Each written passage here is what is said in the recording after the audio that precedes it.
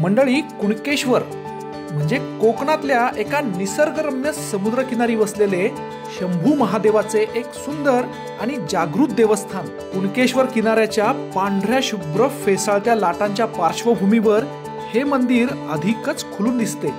जगप्रसिद्ध अशा हापूस आंब्यांच्या प्रदेशात म्हणजेच सिंधुदुर्ग जिल्ह्यातल्या देवगड तालुक्यात आहे हे कुणकेश्वर मंदिर। निवती सिंधुदुर्ग सहलीच्या आपल्या या तिसऱ्या भागात आपण कुणकेश्वर मंदिराबरोबरच पाहणार आहोत पोखरबावचे हे सुंदर मंदिर, ज्याच्या पायऱ्यांवरून वाहत असते नदीचे खळाळते पाणी।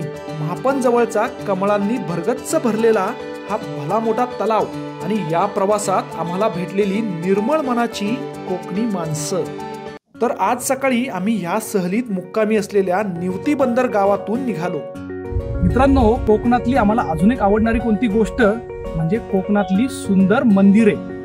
आता आम्ही महापण गावातून निघालो होतो तर रस्त्याच्या बाजूलाच असलेले हे सुंदर मंदिर आम्हाला दिसले।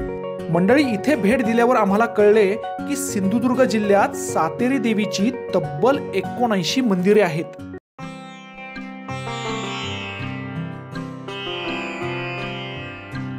सातेरी देवीच्या मंदिरात ही अशी भली मोठी वारुळे आपल्याला पाहायला मिळतात। या मातीच्या वारुळाच्या बाजूलाच सातेरी देवीची ही सुंदर मूर्ती आहे। देवीचे दर्शन घेऊन आम्ही निघालो। महापण पासून साधारण 1 किलोमीटर पुढे जातोय तोच रस्त्याच्या बाजूला एक मोठा तलाव दिसला आणि आश्चर्य म्हणजे हा संपूर्ण तलाव पांढऱ्या आणि लाल रंगांच्या सुंदर कमळांनी भरलेला होता। आम्ही लगेच गाडी बाजूला घेतली।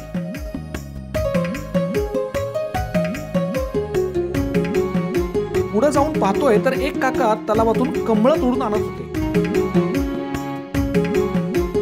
घरातल्या देवांना वाहायला म्हणून काका ही फुले तोडत होते।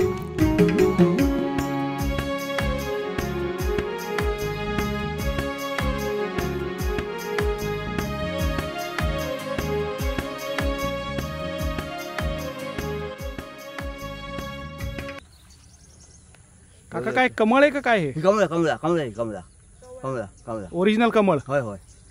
वा, सुंदर एकदम। हो। आता ही तलावातली फुले कशी तोडून आणायची असा आम्हाला प्रश्न पडला।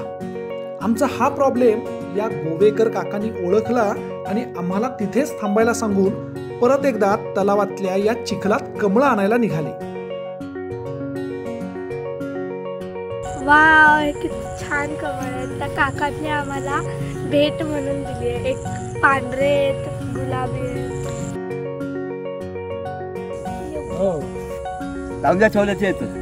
कोकणातल्या प्रवासात ही अशी निर्मळ मनाची लोक आपल्याला पावला पावलावर भेटत असतात।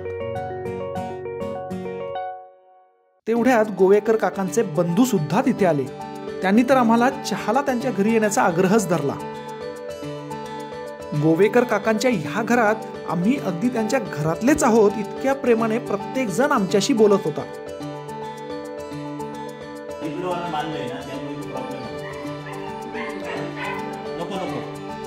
त्यांचं हे आदरातिथ्य पाहून आम्ही खूपच भारावून गेलो। गोवेकर कुटुंबाच्या ह्या गोड आठवणी घेऊन आम्ही पुढच्या प्रवासाला निघालो।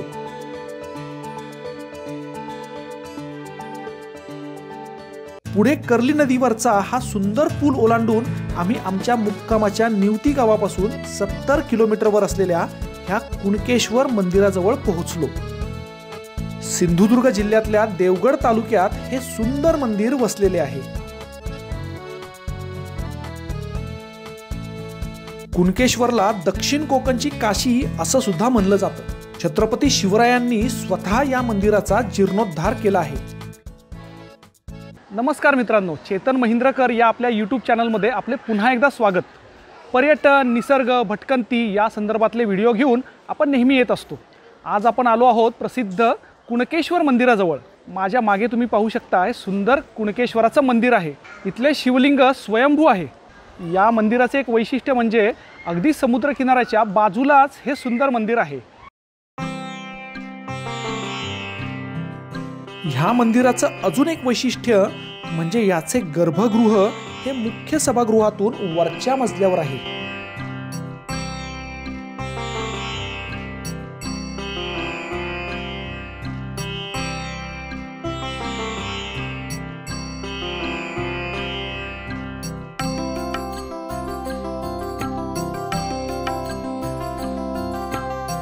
ह्या मंदिराच्या परिसरात आपल्याला इतरही अनेक देवदेवतांची मंदिरे पाहायला मिळतात.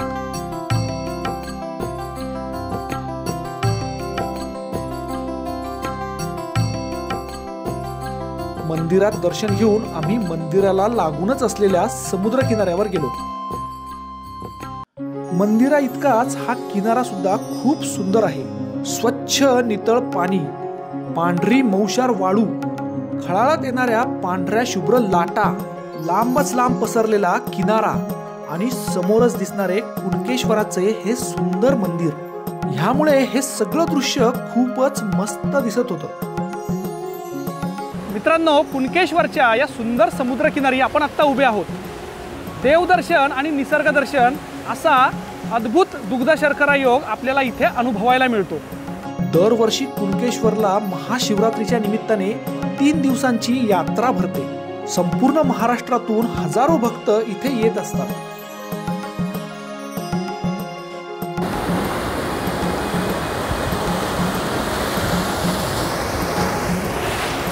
कुणकेश्वराच्या मंदिराच्याच मागच्या बाजूला सुंदर असा काळा खडक आहे आणि त्याच्यावर समुद्राच्या मस्त लाटा धडकतात. या काळ्या खडकावर अतिशय सुंदर अशा समुद्र वनस्पती, शेवाळ असे जमलेले आहेत. पण त्यांनी अशी काय डिझाईन केली आहे की बास, मस्तच. खडकांमध्ये तयार झालेल्या खड्ड्यांमधले नितळ पाणी, त्यातले शेवाळे, छोटे छोटे मासे, हे सगळं एकदम सुंदर दिसत होतं.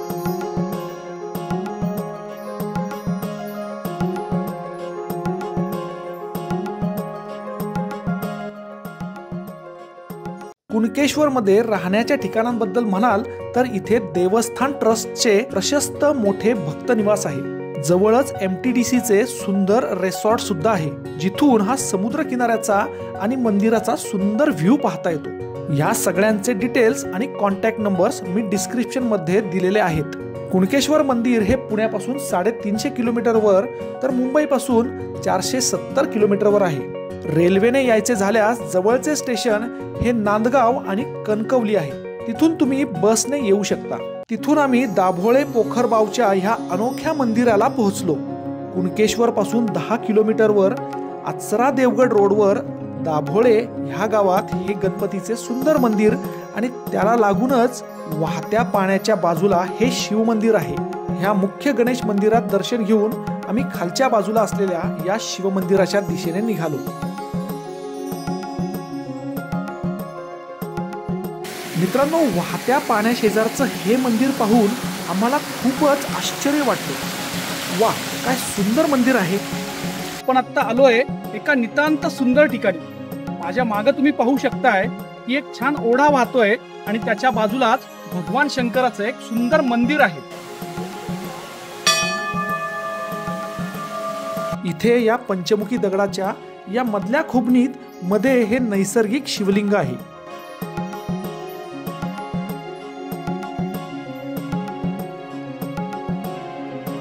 या खळाळत्या पाण्याचा आवाज सोडला तर बाकीचा कसलाच आवाज नाही. चारही बाजूने हिरवीगार झाडी आणि मध्ये हे सुंदर मंदिर.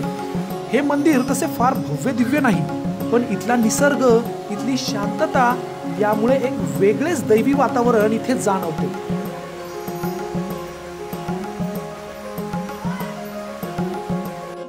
कुणकेश्वर किंवा देवगड परिसरात जर तुम्ही आलात तर या ठिकाणाला आवर्जून भेट दिलीच पाहिजे. मित्रांनो, या व्हिडिओच्या आधी आम्ही या मंदिराची एक 10 सेकंदाची रील आमच्या इंस्टाग्राम पेजवर अपलोड केली होती आणि आश्चर्य म्हणजे देश विदेशातील तब्बल 16 मिलियन पेक्षा जास्त लोकांनी ही रील आतापर्यंत पाहिली आहे. असे हे सुंदर मंदिर. इथे मुख्य रस्त्याला श्री गणेशाचं मंदिर आहे आणि आपण कल्पनाही करू शकत नाही की खालच्या बाजूला इतके सुंदर मंदिर असू शकेल. पायऱ्यांनी आपण खाली आलो की इथे आपल्याला हा ओढा लागतो आणि त्याच्या बाजूलाच हे सुंदर मंदिर आहे. इथून वाहणारे हे पाणी इतके नितळ होते की खालचा संपूर्ण तळ दिसत होता. ह्या पाण्यातले हे बारीक बारीक मासे पायाला हा असा हळूहळू चावा घेऊन मस्त गुदगुल्या करत होते. ह्या मंदिराची आणि आजच्या सर्व लोकेशन्सची गुगल मॅपची लिंक मी डिस्क्रिप्शन मध्ये दिलेली आहे. कोकणातला प्रवास हा असाच नवनवीन ठिकाणे, निर्मळ माणसं यांची भेट घडवून आणत असतो. ह्या आपल्या निवती सिंधुदुर्ग सिरीज मधले पहिले 2 व्हिडिओज जर अजून पाहिले नसतील तर तेही नक्की पाहून घ्या. आणि आजच्या या व्हिडिओमध्ये तुम्हाला काय काय आवडले हे आम्हाला कमेंटमध्ये नक्की सांगा. आणि हो, चॅनल सबस्क्राईब करायला अजिबात विसरू नका, कारण तुम्हाला इथे पर्यटनाचे नवनवीन व्हिडिओज पाहायला मिळतील. चला तर मग मंडळी, आजच्या या व्हिडिओत इथेच तुमचा निरोप घेतो. भेटू अशाच एका नवीन पर्यटन ठिकाणी. तोपर्यंत नमस्कार.